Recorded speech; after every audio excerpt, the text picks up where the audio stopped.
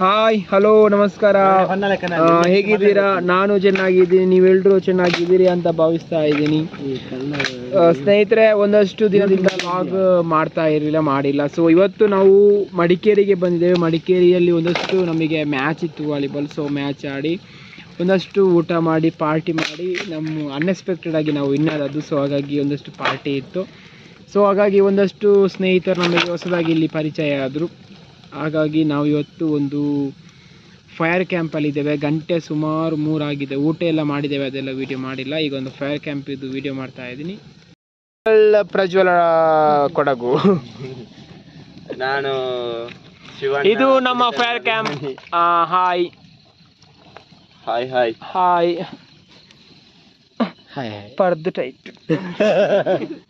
ಅವರನ್ನು ತೋರಿಸ್ಬೋದು ನಿಮ್ಮನ್ನು. ಇವರು ನಮ್ದು ಇಲ್ಲಿಯವರು, ಇಲ್ಲಿ ಕೊಡಗಿನವರು, ಮಡಿಕೇರಿಯವರು, ಮತ್ತೆ ಎಲ್ಲರೂ ನಾವು ಕಾಟನ್ ಪೇಟೆ ಅವರು.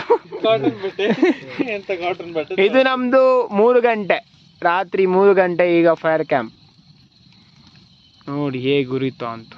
ಪ್ರವೀಣ ನೆಟ್ಟು ಪೊತ್ತಾವಲಿ ಅಂತ.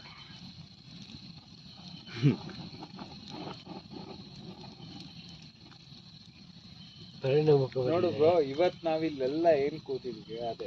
ನಾಳೆ ಬೆಳಕರಿ ಹೊತ್ತಿಗೆ ಹೋಗ್ತೀವಿ. ಯಾವನ್ ಎಲ್ಲಿರ್ತೀವಿ ಏನಕ್ಕೂ ಗೊತ್ತಿಲ್ಲ. ಏನ್ ಜಾಲಿನೂ ಇರಲ್ಲ, ಎಂಥದ್ದು ಇರಲ್ಲ.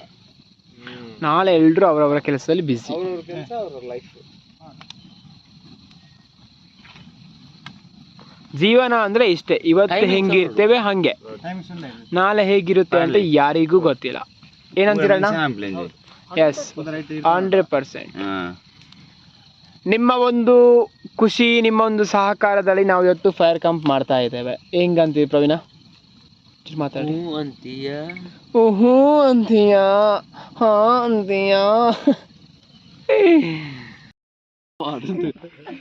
ಮರ್ಯಾದಿ ಬನ್ನಿ.